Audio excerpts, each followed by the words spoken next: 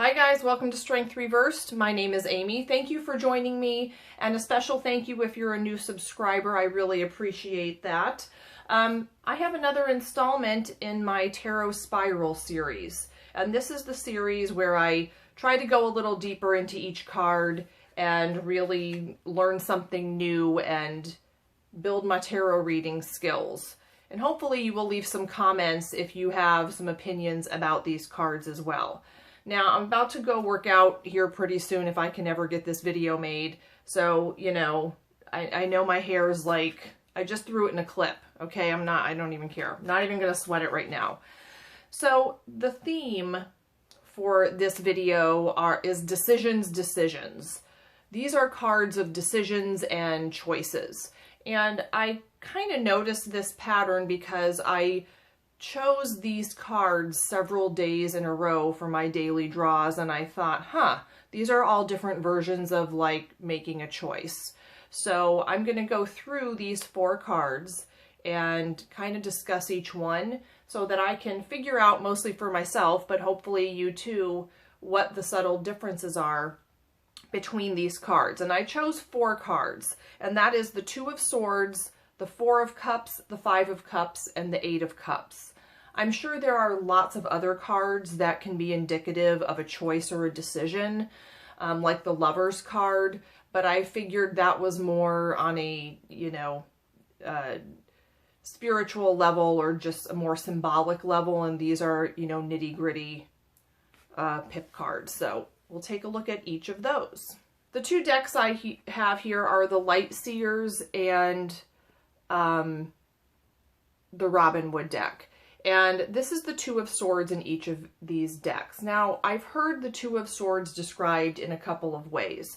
To me, it has always been more of a making a decision card or trying to make a decision kind of card, but I've heard some people describe it, and I've read it described as the resting period after you have made a decision, sitting with that decision and kind of being secure with that decision.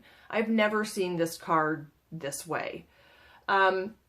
This card is interesting to me because it's like she's being pulled like a puppet or something like that. She's, being jerked around. There are, like, her thoughts are controlling her. The birds representing the swords in this deck, the air quality. And in both of these cards, and in pretty much most 2 of Swords cards that I've seen, she's blindfolded. And she also has her back to the moon, so she's turning her back on her power here. And she has that closed off body language. So to me, this is being too much in your head and not trusting your intuition.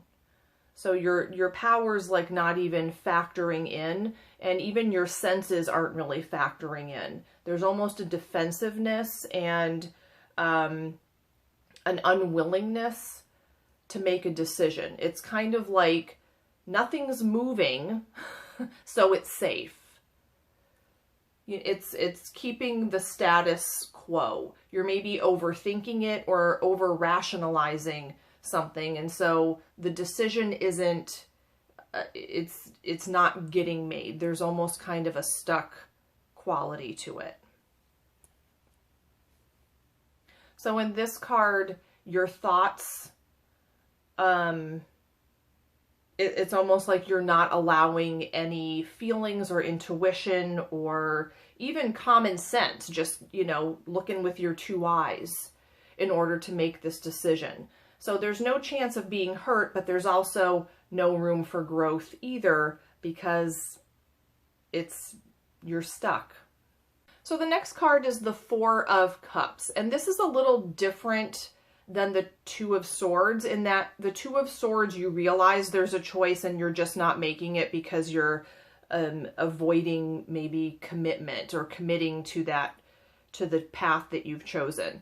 But in the 4 of Cups, I feel like I get the impression that a lot of times this person doesn't even know that there's a choice to be made. They don't even know that they have an option.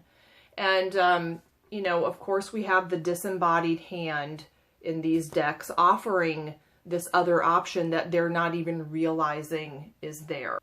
So this person is soul searching, or maybe looking for an answer, or what can I do? And I don't feel like, I don't think that they feel very empowered to do anything. Whereas the Two of Swords there, I think that person might see that it's a big change or a big choice, or they might see what's happening down the road, and this person just doesn't even see an option for themselves. This reminds me of that joke where the person, there's a flood and they're like praying to God to rescue them, and you know, someone comes by with the boat and they say no, when someone comes by with the helicopter and they're like, no, I'm going to wait for God. And he asks God, why didn't you save me? And he's like, I sent you a boat, I sent you a helicopter, like, what do you want from me? You know, like, take the help. And this is, the more I look at the Four of Cups, the more annoyed I get with this person, because it's like, will you take the damn cup, take the cup, okay?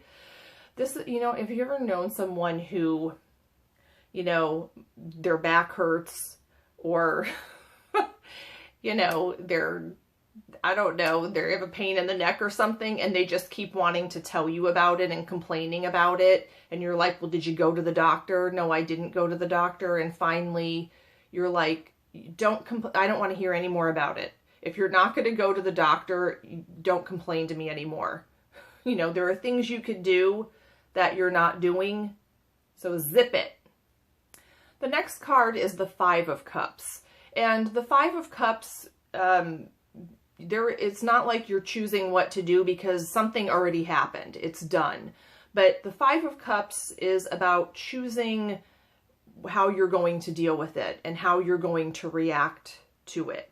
Are you going to, you know, see the bright side, or are you going to be a pessimist? Half empty, half full, you know. And sometimes, you know, for people like me who are born pessimists, that's a tough one. But what always catches my interest in the Robin Wood deck is the cloak. This person's really protecting themselves and hiding away, almost not facing things. And this person in the Light Seers, you can see that it's just all that energy is going right down the drain. And I think this is an energy drain card. Like, are you going to focus on this, or you have two cups that you could take right there that you're not even looking at? It's almost, you know, you have to choose what you're going to do. Are you going to stay in this place, or are you going to take the lesson and move on? Are you going to wallow in this, or are you going to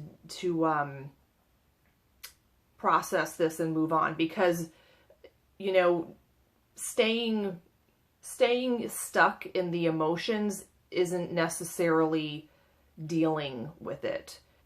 You know, there's a healthy way to deal with loss or deal with difficult emotions or difficult life events, and staying stuck in shoulda, woulda, coulda is not the same as dealing with it. This card always reminds me of the Sister Hazel song, if you want to be somebody else, change your mind. If you want to change, you can choose, choosing which way to look at something, which doesn't mean you don't have to acknowledge that what happened is really, really shitty. It just means that, you know, you could stew about that forever, or you could kind of take what you can get out of it and focus on what you do have and building on that. The last card is the Eight of Cups. Now, the Eight of Cups is almost the opposite choice of the Five of Cups, where this person has chosen not to stay stuck, even though they have some good cups going here, and they're not, they don't have half of their cups gone. They just know that there's something more. To me, I've always seen the Eight of Cups as the adulting card. You have something that's maybe safe, it's comfortable, but it's not all the way working for you, and you need to do something for yourself. In this card, in the Light Seers, I look at this bowl whatever she's burning in there. And I think, wow, that's really pretty. It's not, you know, maybe not the worst place to be, but still she's moving on and she's kind of done with it. And then unlike the Two of Swords, where she's turning her back on her power, on her intuition, this person turned and faced it, and they're kind of going up to the mountain. The mountains might symbolize some sort of challenge or obstacle, but they are ready to face it, and they've followed their gut or their instincts. In this card, this choice is, it's you're choosing change. You're deciding to change, or deciding to do something better, even if it's painful, even if it's difficult, just because you know you need to do that for yourself. So you're choosing wisdom, and you're choosing maturity, adulting. Okay, thanks for joining me. I hope that made sense. Let me know what you think about those cards of change. Are there any other cards that for you signify, well, a lot of cards signify change or making a choice or a decision in some way, right? That's what life is about. Thanks for joining me. I'm interested to hear your comments. Thanks, guys.